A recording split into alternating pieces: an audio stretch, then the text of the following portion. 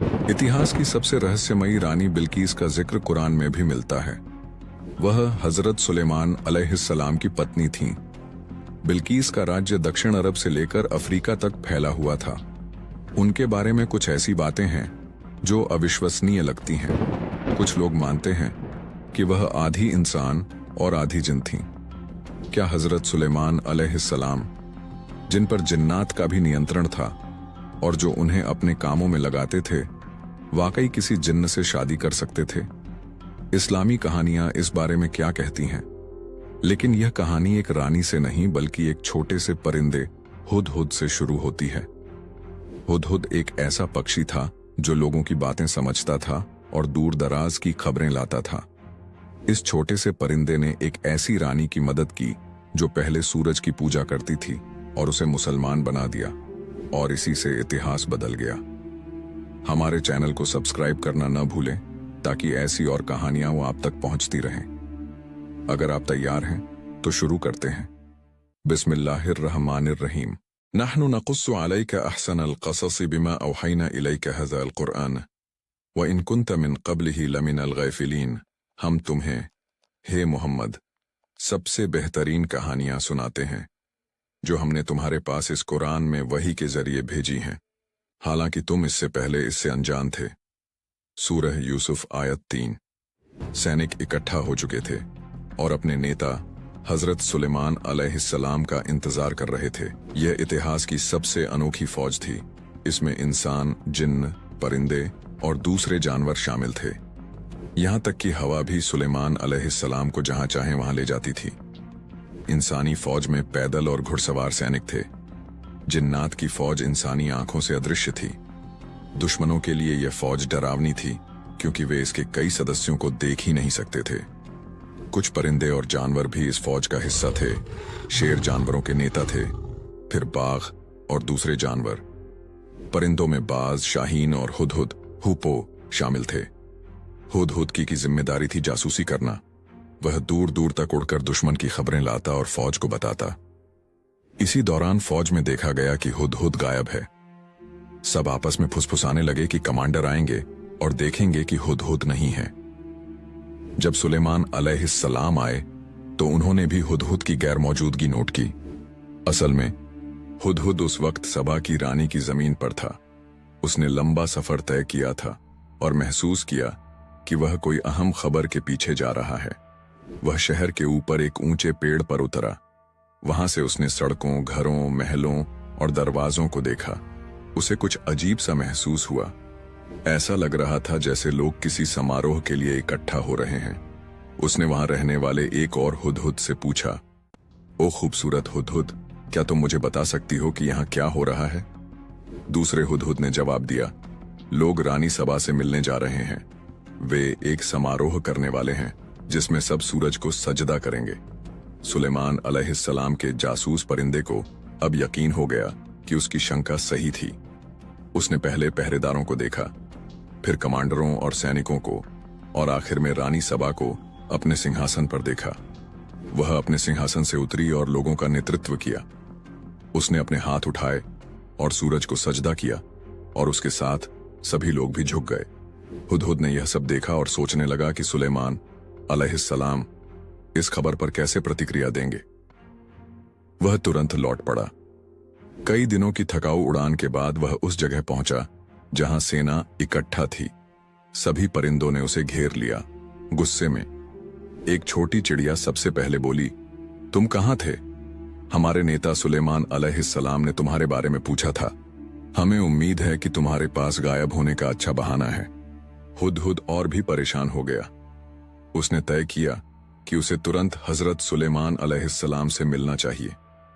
वह कांपते हुए सुलेमान अलैहिस्सलाम के तंबू की तरफ उड़ गया जब नबी खाना खा रहे थे। हुदहुद खिड़की से अंदर गया और चुपचाप मेज के किनारे बैठ गया। वह सुलेमान अलैहिस्सलाम के हाथों से दूर रहने की कोशिश कर रहा था, सिर झुकाए डर के मारे। उसने धीरे से सलाम किया और विनम्रता से सिर उठाया, लेकिन उसकी नजरें सिर्फ सुलेमान अलैहिस्सलाम के हाथों और सीने तक ही जा सकीं। वह इतना शर्मिंदा था कि उनका चेहरा भी नहीं देख सका। बात करते हुए हुदहुद ने सिर्फ नबी के हाथों पर ध्यान रखा। उसने तय किया कि उसे ही पहले बोलना चाहिए।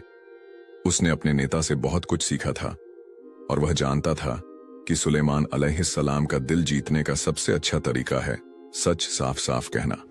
उसने कहा, मेरे मालिक, मैं आपके लिए दूर देश की एक ऐसी कौम की अहम खबर लाया हूं जिसके बारे में आप नहीं जानते। मैंने देखा कि सबा की एक औरत अपनी कौम पर हुकूमत करती है। वह एक बड़े सिंहासन पर बैठती है और उसके पास वह सब कुछ है जो कोई भी चाहता है, लेकिन मैंने देखा कि वह और उसकी कौम अल्लाह की बजाय सूरज को सजदा करते हैं। शैतान ने उनके कामों को उन्हें अच्छा दिखा दिया है। ये बातें बहुत असरदार थीं। हुदहुद दिखा रहा था कि उसके देर से आने की असली वजह थी। वह एक अहम मिशन पर था।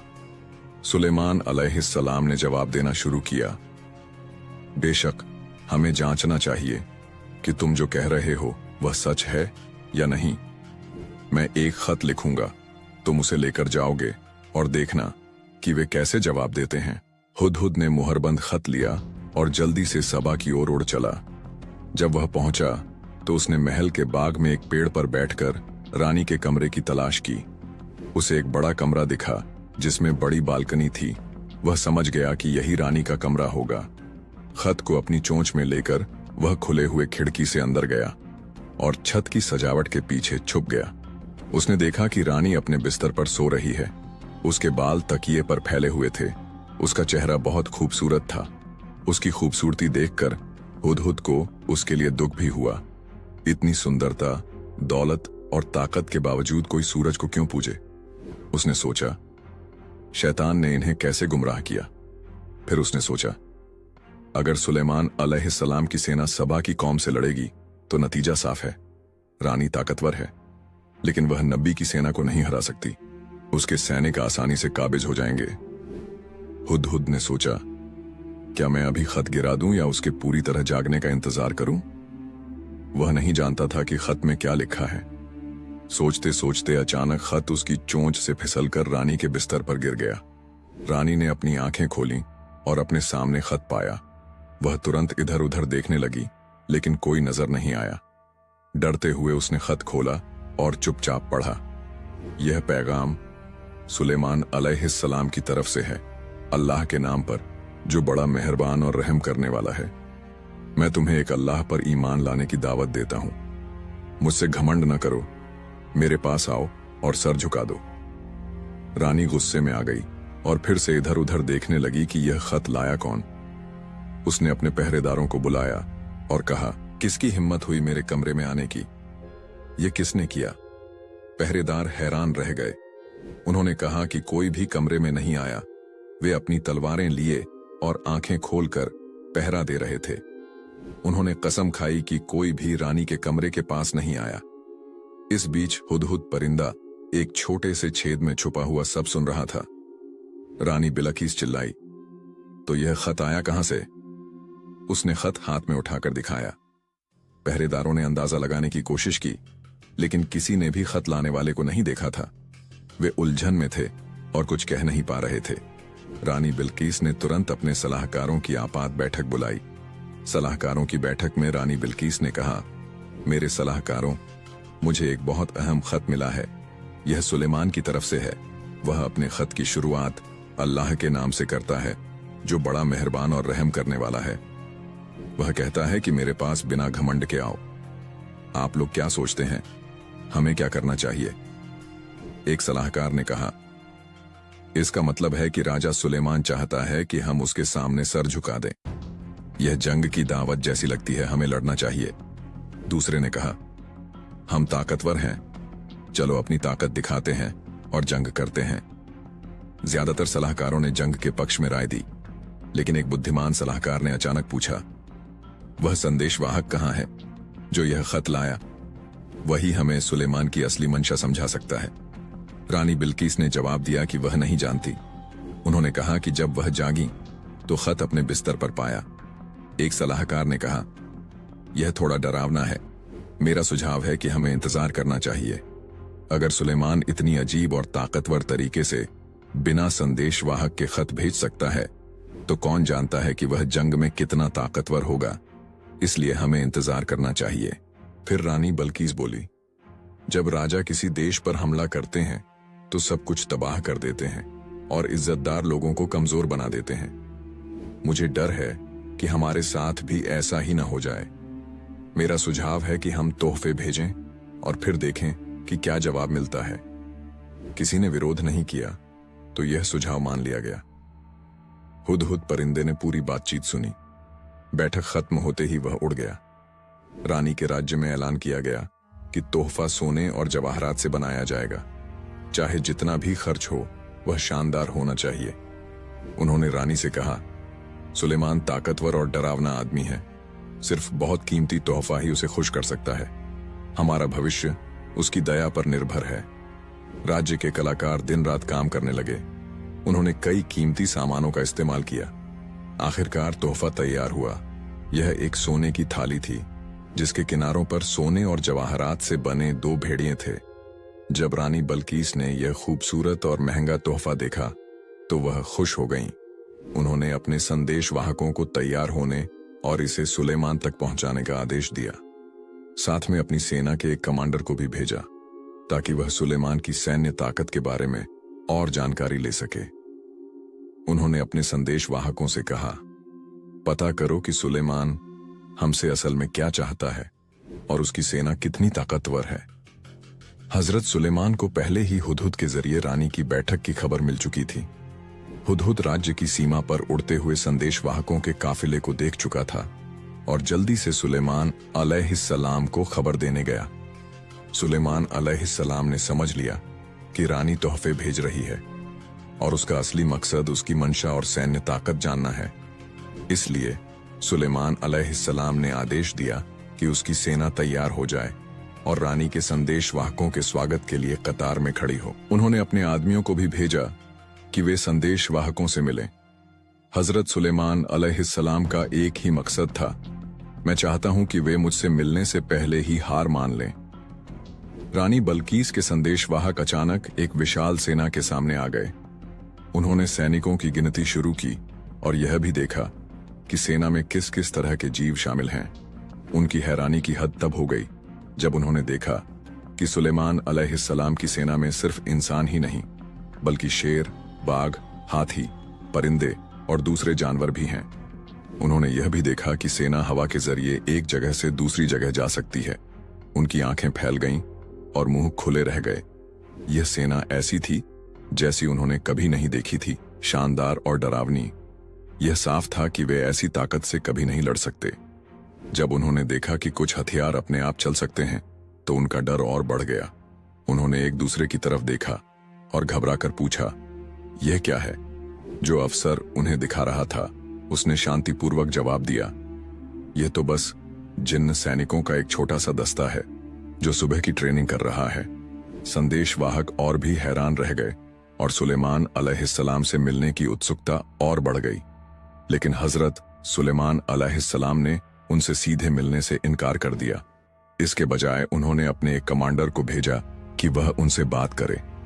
अफसर ने उन्हें सुलेमान अलैहिस्सलाम के महल में दोपहर के खाने के लिए बुलाया।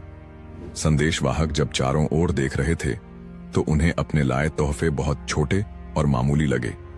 फिर भी उन्होंने झिझकते और शर्माते हुए तोहफे सौंप दिए। अफसर तोहफे लेकर सुलेमान अलैहिस्सलाम के कमरे में गया, लेकिन कुछ ही मिनट बाद वह तोहफे वापस लेकर आ गया। उसने उन्हें मेज पर रख दिया और कहा कि हजरत सुलेमान अलैहिस्सलाम ने तोहफे लेने से इनकार कर दिया है। फिर उसने सुलेमान अलैहिस्सलाम का संदेश सुनाया, क्या तुम मुझे दौलत से खुश कर सकते हो? जो अल्लाह ने मुझे दिया है वह तुमसे कहीं बेहतर है। अपने तोहफे वापस ले जाओ। अगर मैं अपनी फौज लेकर आया तो ऐसी ताकत दिखाऊंगा जिसकी तुम कल्पना भी नहीं कर सकते। मैं तुम्हें तुम्हारे शहरों से जलील करके निकाल दूंगा। संदेशवाहक डर गए। उनमें से एक ने अफसर से पूछा, सुलेमान क्या चाहता है? कृपया साफ साफ बताओ ताकि हम रानी को बता सकें। अफसर ने जवाब दिया, सुलेमान अलैहिस्सलाम सिर्फ एक चीज चाहता है, तुम्हारी रानी और तुम्हारी कौम उसके सामने सर झुका दें। वे समझ गए कि यह संदेश अमन के लिए है, लेकिन साथ ही साफ चेतावनी भी। संदेशवाहक लौट गए रानी बल्कीस के पास सुलेमान के शब्दों को पहुंचाने के लिए। जब संदेशवाहक पहुंचे, रानी सो रही थी, लेकिन उसने अपने सेवकों से कह रखा था कि अगर संदेशवाहक आए तो तुरंत जगा देना। इसलिए सेवकों ने उन्हें जगा दिया। रानी बल्कीस ने आंखें खोलते ही संदेशवाहकों से पूछा, बताओ, जब तुमने सुलेमान को तोहफा दिया तो उसने क्या कहा? संदेशवाहकों ने बताया कि वे सुलेमान से नहीं मिल पाए। उनके एक कमांडर ने तोहफा लिया और उसे सुलेमान के पास ले गया, लेकिन अफसोस, सुलेमान ने तोहफा लौटा दिया। उन्होंने सुलेमान अलैहिस्सलाम का पूरा संदेश भी सुनाया। यह सुनकर रानी ने सिर झुका लिया और सोचने लगी। सुलेमान अलैहिस्सलाम ने न तो उसका तोहफा स्वीकार किया, न उसके संदेशवाहकों को। उसने अपने लोगों से और सवाल पूछे और उन्होंने सब कुछ बताया जो उन्होंने देखा था। रानी समझ गई कि सुलेमान सिर्फ एक ही चीज चाहता है, वह उसके सामने सर झुका दे। संदेशवाहकों ने सुलेमान की सेना की ताकत भी बयान की। जब रानी ने सुना कि उसकी सेना में जानवर और जिन्न भी शामिल हैं, तो उसे हालात की गंभीरता का एहसास हुआ। अगर वह लड़ाई चुनती तो सब कुछ खो सकती थी। अब एक ही रास्ता बचा था, सुलेमान को किसी और तरीके से मनाने की कोशिश करना। उसने उस ठुकराए गए तोहफे को देखा और गहरी सोच में पड़ गई कि अब क्या करना चाहिए। फिर उसने अपना शाही परिषद और युद्ध सलाहकारों को इकट्ठा करने का फैसला किया। क्या दो महान राज्य युद्ध करेंगे? आने वाली बैठक बहुत अहम होने वाली थी। उसी समय हजरत सुलेमान अलैहिस्सलाम अपने शहर में एक बैठक कर रहे थे। उनकी परिषद में मंत्री, कमांडर, युद्ध विशेषज्ञ और विद्वान शामिल थे। 2 शेर पहरेदारी कर रहे थे। हुदहुद परिंदा भी वहां मौजूद था, रिपोर्ट देने के लिए तैयार। सुलेमान ने बैठक की शुरुआत की। मैं अल्लाह का शुक्र अदा करता हूं जिसने हमें इतनी दौलत और ताकत दी है। हालांकि वह अंदर से बहुत गुस्से में थे, लेकिन बाहर से उन्होंने कोई गुस्सा नहीं दिखाया। उन्होंने कहा, कैसे हो सकता है कि जब हम तौहीद का झंडा लेकर जिंदा हैं तब भी लोग सूरज की पूजा करें? यह हमारी नाकामी और शर्म की बात है। सुलेमान अलैहिस्सलाम अपनी शान के लिए नहीं, बल्कि अल्लाह की बादशाही के लिए हुकूमत कर रहे थे, इसलिए उन्हें गुस्सा और जिम्मेदारी दोनों महसूस हो रही थी। फिर सेना के कमांडर ने तलवार हाथ में लेकर कहा, बस हुक्म दीजिए, मैं रानी सबा के सिंहासन और उसकी कौम को, जो अल्लाह का इनकार करती है, तबाह कर दूंगा। लेकिन सुलेमान अलैहिस्सलाम ने जवाब दिया, मुझे हिंसा पसंद नहीं, हमें कोई और रास्ता ढूंढना चाहिए। मुझे उम्मीद है कि रानी यहां मिलने आएगी, लेकिन उसके आने से पहले कौन है जो उसका सिंहासन यहां ला सकता है? एक जिन्न ने कहा, मैं ला सकता हूं, इससे पहले कि आप अपनी जगह से उठें। आप जानते हैं कि मैं कितना ताकतवर हूं। लेकिन फिर एक विद्वान, जिसे अल्लाह ने खास इल्म ए लदुन्नी दिया था, बोला, मैं उसे आपके पास ला सकता हूं, इससे पहले कि आप पलक झपकाएं। जैसे ही सुलेमान अलैहिस्सलाम ने यह पेशकश स्वीकार की, रानी बल्कीस का सिंहासन अचानक उनके सामने आ गया। यह किसी टेलीपोर्टेशन जैसा था, जो इंसानों ने पहले कभी नहीं देखा था। हर कोई हैरान रह गया। सिंहासन बड़ा और शानदार था, हर कोई उसे देखता रह गया। हुदहुद भी वहां था, समझने की कोशिश कर रहा था कि अभी क्या हुआ। उधर सबा के शहर में शाही और युद्ध परिषद दोनों इकट्ठा हो गए थे। रानी बल्कीस ने बैठक की अध्यक्षता की। कमरे में मौजूद सभी लोग पीले और हैरान दिख रहे थे। रानी ने थकी हुई आवाज में कहा, आज हम बहुत मुश्किल हालात का सामना कर रहे हैं। सुलेमान चाहता है कि हम उसके सामने सर झुका दें। वह हमारी ताकत को मिटाने की धमकी दे रहा है। मैं आप सबसे मदद चाहती हूं कि कोई हल निकालें। सलाहकारों ने सहमति जताई कि शायद सिर्फ रानी खुद सुलेमान के पास जाकर और भी बड़े तोहफे दे तो शायद अमन हो जाए। लेकिन उन्होंने यह भी कहा, अगर वह इन तोहफों को भी ठुकरा दे तो जंग ही आखिरी रास्ता होगा, और यह जंग हमें इतिहास से मिटा सकती है। हर कोई रानी बल्कीस को आखिरी उम्मीद मान रहा था, इसलिए रानी ने जोखिम उठाने का फैसला किया और सुलेमान के महल जाने का निश्चय किया। तैयारियां शुरू हो गईं। उसके लिए और भी सुंदर और महंगे तोहफे तैयार किए गए। हजरत सुलेमान अलैहिस्सलाम जानते थे कि रानी के पास ताकत और तरक्की को लेकर गलतफहमी है। वह अपने देश की इंडस्ट्री और तकनीक पर गर्व करती थी, लेकिन सुलेमान अलैहिस्सलाम उसे एक अहम सच सिखाना चाहते थे। असल महानता और सच्ची तरक्की सिर्फ तौहीद के झंडे के नीचे मिलती है, यानी अल्लाह की एकता में यकीन किए बिना कोई भी सिस्टम आखिरकार बिखर ही जाता है। अगर तुम दुनिया खो भी दो लेकिन अल्लाह पालो तो तुम जीत गए। लेकिन अगर पूरी दुनिया पा ली और अल्लाह खो दिया तो उसका क्या फायदा। हजरत सुलेमान एक बुद्धिमान नबी थे। उन्होंने न सिर्फ उसका तख्त मंगवाया बल्कि उसके डिजाइन को भी बदलने का आदेश दिया। जब सुलेमान ने तख्त पर सूरज का निशान देखा तो कहा, कितना मूर्खतापूर्ण है किसी का सूरज की पूजा करना। चाहे सूरज सोने का ही क्यों ना हो, उसके आगे झुकना बेमानी है। उन्होंने तख्त के कुछ हिस्सों को बदलने का आदेश दिया। तख्त का नया डिजाइन उनके निर्देशानुसार शुरू हुआ। इसी दौरान रानी बल्कीस भी अपनी तैयारियां पूरी कर रही थीं। उसने आदेश दिया कि उसके साथ यात्रा के लिए एक काफिला तैयार किया जाए। उधर सुलेमान ने अपने राज्य के सबसे अच्छे वास्तुकार को बुलाया और कहा, क्या तुम जानते हो मैंने तुम्हें क्यों बुलाया है? मैं चाहता हूं कि पानी के ऊपर एक महल बनाओ, कुछ ऐसा जो तैरते हुए महल जैसा लगे। उसका प्रवेश द्वार पारदर्शी हो ताकि नीचे देखने पर सिर्फ पानी ही नजर आए। वास्तुकार ने जवाब दिया, अगर आप यही चाहते हैं तो क्या मैं फर्श के लिए शुद्ध कांच का इस्तेमाल करूं ताकि नीचे का पानी साफ दिखे? सुलेमान अलैहिस्सलाम ने कहा, हां, बिल्कुल यही चाहिए। क्या तुम बता सकते हो निर्माण में कितना समय लगेगा?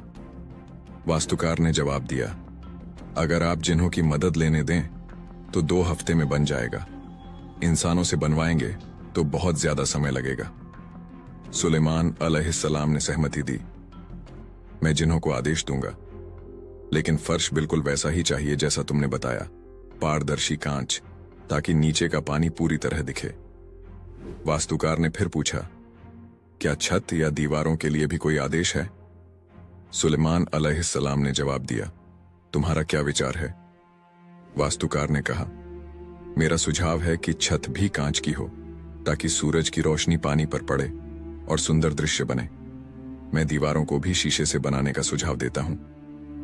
सुलेमान अलैहिस्सलाम को यह विचार पसंद आया और तुरंत काम शुरू करने का आदेश दिया।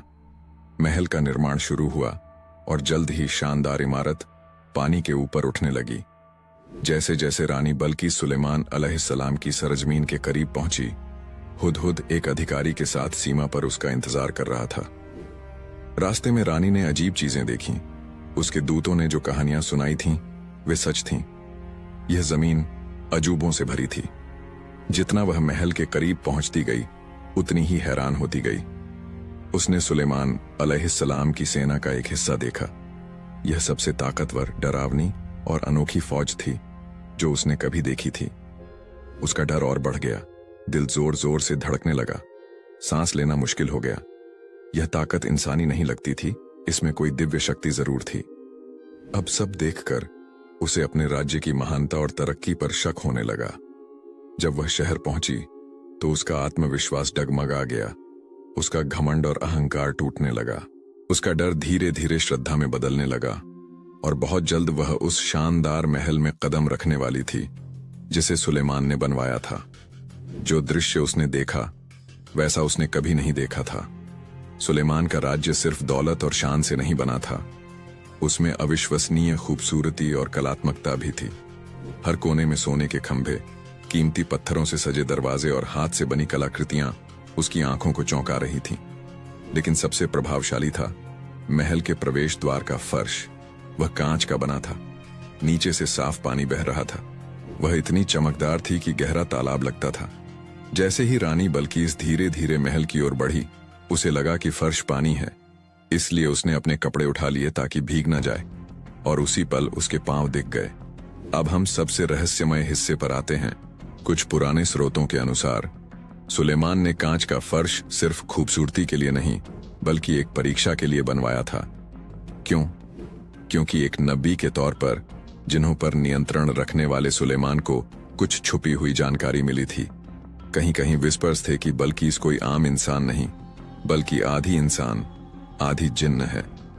सुलेमान जिन्हों की फितरत को बहुत अच्छे से जानते थे, वह यह भी जानते थे कि आम तौर पर जिन्हों के पांव पर बाल होते हैं, इसलिए उन्होंने चमकदार कांच का फर्श बनवाया ताकि बल्कीस अपने कपड़े उठाए और उसके पांव दिख जाए और वह अपनी शंका दूर कर सकें। बल्कीस शायद आम इंसान न हो, लेकिन लोग क्यों मानते थे कि वह आधी इंसान आधी जिन्न थी? यह विचार अलग अलग धार्मिक और सांस्कृतिक स्रोतों में मिलता है। कुछ कहानियों के अनुसार बल्कीस एक इंसान और एक जिन्न के मेल से पैदा हुई थी। एक संस्करण के मुताबिक उसकी मां एक इंसान रानी थी और पिता एक इफरीत, शक्तिशाली जिन्न। इसलिए बल्कीस में इंसानी खूबसूरती के साथ साथ कुछ जिन्न जैसे शारीरिक लक्षण भी थे। कुरान में साफ साफ नहीं लिखा कि बल्कीस इंसान थी या जिन्न। इथियोपियाई ग्रंथों में उसे जिन्न की संतान नहीं बताया गया, बल्कि एक बुद्धिमान और आध्यात्मिक इंसान रानी के रूप में दिखाया गया है। ये कहानियां उसकी बुद्धि और पवित्रता पर ज्यादा जोर देती हैं, उसके शारीरिक लक्षणों पर नहीं। इस्लामी स्रोत क्या कहते हैं? ज्यादातर इस्लामी विद्वान मानते हैं कि बल्कीस इंसान थी। उसके आधी जिन्न होने की अफवाह असल में खुद जिन्हों ने फैलाई थी, क्योंकि वे नहीं चाहते थे कि सुलेमान अलैहिस्सलाम उसकी तरफ ध्यान दें या उससे शादी करें। जिन्न डरते थे कि अगर सुलेमान अलैहिस्सलाम का बेटा हुआ तो वह भी अपने पिता की तरह राज करेगा और उन्हें फिर से सेवा के लिए मजबूर करेगा। वे सुलेमान अलैहिस्सलाम की सेवा मजबूरी में करते थे और उनकी मौत के बाद आजादी चाहते थे, लेकिन अगर उनका बेटा राज करता तो वे फिर फंस जाते। वैसे भी ज्यादातर जिन्न झूठे होते हैं, सिर्फ सुलेमान अलैहिस्सलाम के जमाने में नहीं, हर दौर में। सुलेमान अलैहिस्सलाम यह अच्छी तरह जानते थे, इसलिए उन्होंने यह इंतजाम किया ताकि पक्का हो सके। जब उन्होंने बल्कीस के पांव देखे और वे आम इंसान जैसे थे तो उनका शक दूर हो गया। जब वह कांच के फर्श पर चलकर गुजरी, सुलेमान अलैहिस्सलाम को यकीन हो गया कि वह इंसान है। फिर उन्होंने उसे तख्त दिखाया। रानी बल्कीस बहुत हैरान रह गई। सुलेमान अलैहिस्सलाम ने उससे पूछा, क्या यह तुम्हारा तख्त है? बल्कीस ने ध्यान से देखा। वह समझ नहीं पाई क्या कहे। वह बिल्कुल उसके तख्त जैसा था, लेकिन उसमें कुछ बदला हुआ था। आखिरकार उसने कहा, यह बहुत मिलता जुलता है। तख्त के नीचे सुलेमान अलैहिस्सलाम ने एक संदेश रखा था, हम अल्लाह के सामने सर झुकाने वालों में से हैं। बल्कीस ने और ध्यान से देखा तो समझ गई कि यह सचमुच उसका अपना तख्त है, जो किसी तरह उसके पहुंचने से पहले ही यहां लाया गया और बदल भी दिया गया। यह अल्लाह की दी हुई सुलेमान अलैहिस्सलाम की ताकत का एक और सबूत था। रानी बल्कीस गहरी सोच में डूब गई। जितना वह सोचती गई, उतना ही उसे एहसास हुआ कि उसके लोगों का यकीन सुलेमान अलैहिस्सलाम की बुद्धि और तर्क के सामने कितना कमजोर और बेवकूफाना है। उस दिन उसे दोपहर के खाने पर बुलाया गया। हजरत सुलेमान अलैहिस्सलाम उसके पास बैठे और अपने विचार साझा करने लगे।